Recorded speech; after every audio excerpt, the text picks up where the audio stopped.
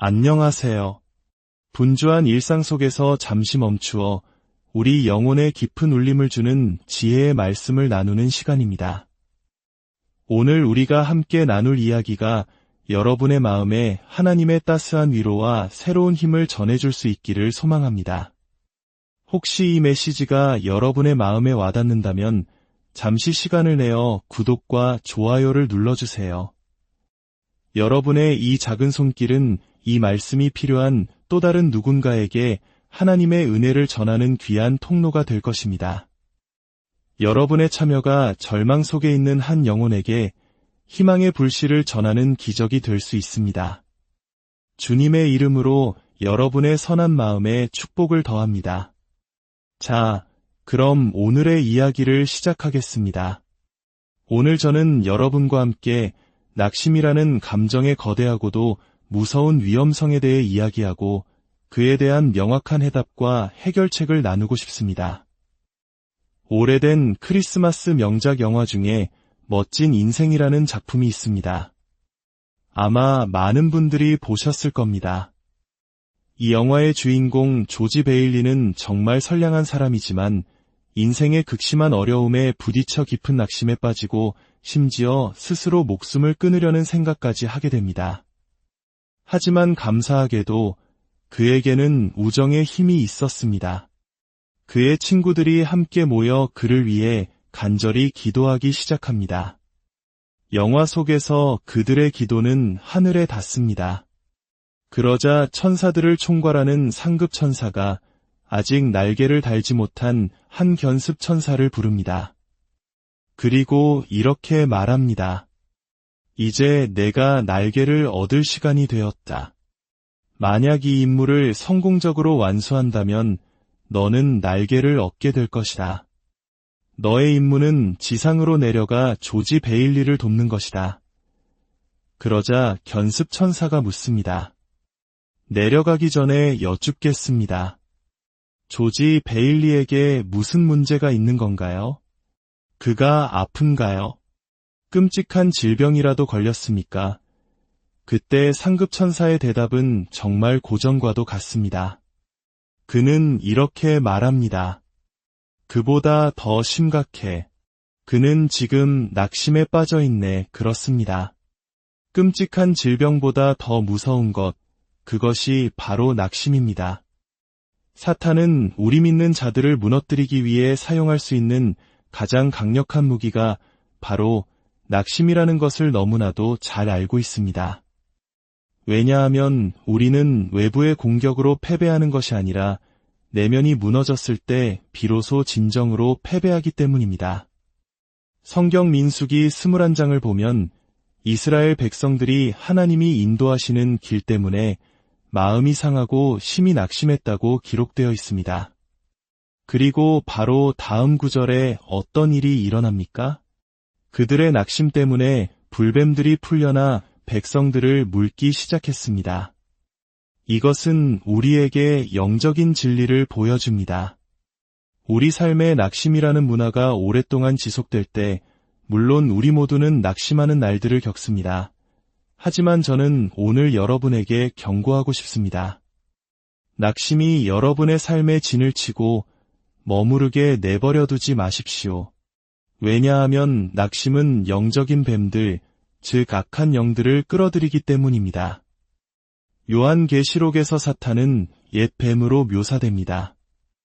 그리고 이 악한 영들은 낙심과 절망의 분위기에 강력하게 이끌립니다. 우리는 이 사실을 분명히 이해해야 합니다.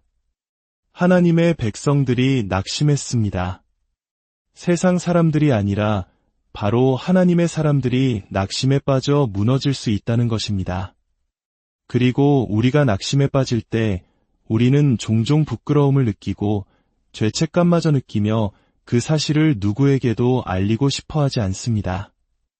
아마 오늘 이 자리에 오셔서 옆 사람에게 안녕하세요 라고 인사하며 사실 저는 오늘 너무 낙심해서 모든 걸 그만두고 싶어요 라고 솔직하게 털어놓은 분은 거의 없을 것입니다. 우리는 그렇게 낙심의 감정을 외면하지만 사실 장기적인 낙심이 가진 파괴적인 위험성을 간과해서는 안 됩니다. 성경 본문은 낙심의 근본적인 원인을 정확히 짚어줍니다. 그들은 하나님의 길 때문에 낙심했습니다.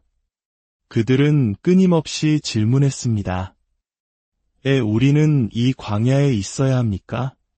왜 우리는 이런 고통을 겪어야 합니까? 왜 하나님은 우리를 이런 길로 인도하십니까? 즉, 하나님의 방식과 하나님의 이유를 이해할 수 없었기 때문입니다. 그리고 여기에 하나님의 때를 기다리는 무게가 더해집니다. 너무 오랜 시간이 흘렀고 이제는 무언가 일어나야만 할 것 같은데 아무 일도 일어나지 않을 때 이 세 가지가 합쳐져 낙심이라는 감정을 잉태합니다. 또한 낙심은 우리가 자신을 다른 사람과 비교할 때 태어납니다. 만약 우리가 다른 사람과 자신을 비교하는 것을 멈추고 대신 하나님이 나를 어디에서부터 이끌어 오셨는지, 내가 어디에서 신앙생활을 시작했는지, 그리고 지금까지 하나님께서 얼마나 나를 축복해 주셨는지를 기억한다면 우리의 삶에는 큰 기쁨이 넘치게 될 것입니다. 지금 여러분의 삶을 보십시오. 과거에 비해 여러분은 더 많은 것을 하고, 더 많은 것을 보고, 더 많은 것을 성취하고 있습니다. 하지만 다른 사람과 비교하기 시작하는 순간 그가 나보다 더 많은 것을 이룬 것처럼 보일 때 우리는 쉽게 낙심에 빠집니다. 다시 일어서서 주님을 찬양하는 가장 좋은 방법은 내가 어디서 왔는지를 기억하는 것입니다. 하나님이 아무것도 아니었던 나를 어떻게 시작하게 하셨고 오늘 내가 어디에 서 있는지를 생각하면 우리는 낙심할 수 없습니다. 오히려 감사와 찬양이 터져 나올 것입니다. 또 다른 낙심의 원인은 때가 아닌 열매를 억지로 맺으려 할 때입니다. 이것은 매우 중요합니다. 성경은 땅이 있는 동안에는 심는 때와 거두는 때가 있을 것이라고 말씀하십니다. 씨앗, 즉 약속이 있고 그 약속의 열매를 거두는 때가 있습니다. 하지만 그 사이에는 반드시 시간이라는 과정이 존재합니다. 여인이 아이를 가지면 의사는 출산 예정일을 알려줍니다. 그래서 성경은 선을 행하되 낙심하지 말지니 포기하지 아니하면 때가 이름에 거두리라고 말씀하십니다. 때가 이르면이라는 정해진 계절이 있다는 것입니다. 많은 사람들이 정해진 때가 오기 전에 열매를 얻으려고 안간힘을 쓰다가 지치고 낙심합니다. 그러나 기억하십시오. 때가 참에 하나님께서 그의 아들을 보내셨고 오순절 날이 이미 이름에 하나님께서 성령을 부어주셨습니다. 요한복음 5장에서는 베데스다 연못가의 수많은 병자들이 특정한 때를 기다렸다고 말합니다.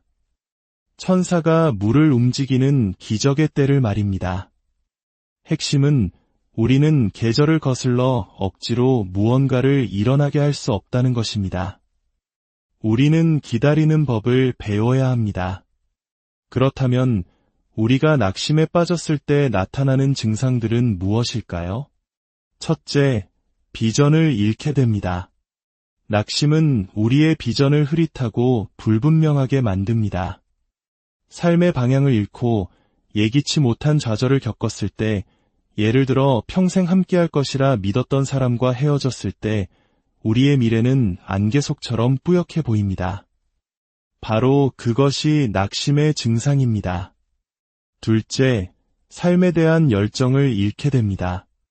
하나님에 대한 열정, 삶의 목적에 대한 열정, 모든 것에 대한 흥미와 에너지를 잃어버립니다. 열정이 사라진 사람은 낙심한 사람입니다. 셋째, 고립됩니다. 사탄은 우리가 사람들과 멀어지고 가족과 교회를 떠나 홀로 있기를 원합니다. 감정적으로 동굴 안에 갇혀 스스로를 고립시키도록 유도합니다. 원수가 우리를 고립시키는 이유는 우리를 완전히 파괴하기 위함입니다. 그러므로 교회에 가장 가기 싫다고 느껴질 때가 바로 우리가 교회에 가장 가야 할 때라는 신호입니다. 넷째, 마비됩니다. 낙심은 우리의 행동을 얼어붙게 만듭니다. 어떤 위험도 감수하려 하지 않고 어떤 새로운 시도도 두려워하게 됩니다. 엘리야가 이세벨을 피해 낙심의 동굴에 숨었을 때 하나님께서 나타나 내가 어찌하여 여기 있느냐 물으시며 그가 두 마음 사이에서 머뭇거리고 있음을 지적하셨습니다. 낙심은 우리의 전진을 멈추게 하고 올바른 결정을 내릴 용기를 앗아갑니다. 다섯째, 말이 변합니다. 낙심은 우리의 언어에 나타납니다. 이스라엘 백성들은 낙심했을 때 원망하고 불평하기 시작했습니다. 낙심한 사람의 말은 부정적인 생각과 자기 연민, 넋두리로 가득 차게 됩니다. 그리스도인에게 일어날 수 있는 가장 비극적인 일은 부정적인 사람이 되는 것입니다. 가나안 땅을 정탐했던 12명의 정탐꾼을 기억해 보십시오. 10명은 돌아와서 우리는 할 수 없다고 보고했습니다. 그러나 여호수아와 갈렙, 단 두 사람은 우리는 능히 할 수 있다고 외쳤습니다. 흥미롭게도 성경에서 양쪽 모두가 옳았던 드문 경우 중 하나입니다. 할 수 없다고 말한 사람들은 정말로 할 수 없었고, 할 수 있다고 말한 사람들은 정말로 해냈기 때문입니다. 여러분의 입에서 나오는 말이 여러분이 할 수 있는 것과 할 수 없는 것을 결정합니다. 특히 낙심의 순간에는 더욱 그렇습니다. 성경은 약한 자도 이르기를 나는 강하다 할지로다 라고 선포합니다. 우리는 할 수 있다고 말했던 여호수아와 갈렙의 이름은 기억하고 심지어 우리 자녀들의 이름으로 짓기도 합니다. 하지만 할 수 없다고 말했던 10명의 이름은 아무도 기억하지 못합니다. 왜일까요? 아무도 할 수 없다고 말하는 사람들에게는 관심이 없기 때문입니다. 여섯째, 영감과 동기부여를 상실합니다. 삶에 대한 적극성과 나아가려는 의지가 사라집니다. 여러분의 한번 해보자는 마음이 이제는 떠나갔다고 느껴질 때 여러분은 낙심한 것입니다. 낙심이라는 단어 자체가 용기를 빼앗긴 상태를 의미합니다. 낙심은 우리 안의 모든 용기를 빨아들이고 고갈시켜 우리를 겁쟁이로 만듭니다. 이제 저는 이 메시지의 한가운데서 잠시 멈추고 싶습니다. 저는 지금 이 순간 전 세계에서 이 말씀을 듣고 있는 수많은 낙심한 영혼들을 향해 선포하고자 합니다. 지금 예수 그리스도의 이름으로 명하며 선포합니다. 우리를 묶고 있는 모든 부정적인 생각과 싸울 것을 선포합니다. 절망, 무기력, 두려움, 우울, 좌절감, 실패감, 포기하고 싶은 생각, 심지어 스스로 목숨을 끊고 싶은 생각까지 예수 그리스도의 이름으로 이 모든 어둠의 세력은 떠나갈지어다. 저는 오늘 여러분에게 전하기 위해 이 자리에 섰습니다. 하나님은 여러분의 낙심보다 훨씬 더 위대하십니다. 저는 지금 예수 그리스도의 이름의 능력이 여러분 각자에게 임하기를 간절히 기도합니다. 새로운 믿음이 풀어질지어다. 새로운 비전이 열릴지어다. 새로운 희망이 솟아날지어다. 새로운 확신과 결단력, 새로운 열정과 열심이 여러분의 심령에 부어질지어다.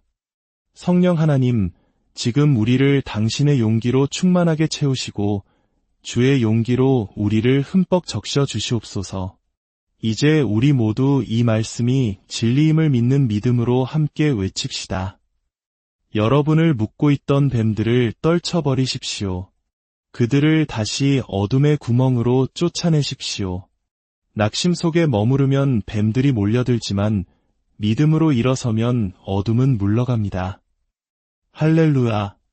여러분이 어떤 상황을 겪고 있든지 상관없습니다. 여러분의 하나님은 우울증보다 크십니다. 여러분의 하나님은 재정적인 문제보다 크십니다. 여러분의 하나님은 암보다 크십니다. 여러분의 하나님은 사랑하는 사람을 잃은 슬픔이나 깨어진 관계의 아픔보다 더 크십니다. 그러므로 용기를 내십시오. 다윗은 그의 상황 속에서가 아니라 주 안에서 스스로를 격려하고 힘을 얻었습니다. 우리도 주님 안에서 새로운 힘을 얻을 수 있습니다. 주님의 이름으로 여러분 모두를 축복합니다. 여러분의 삶에 하나님의 평강과 위로가 강물처럼 넘치기를, 그리고 낙심의 깊은 어둠을 뚫고 솟아나는 부활의 희망의 빛을 발견하시기를 간절히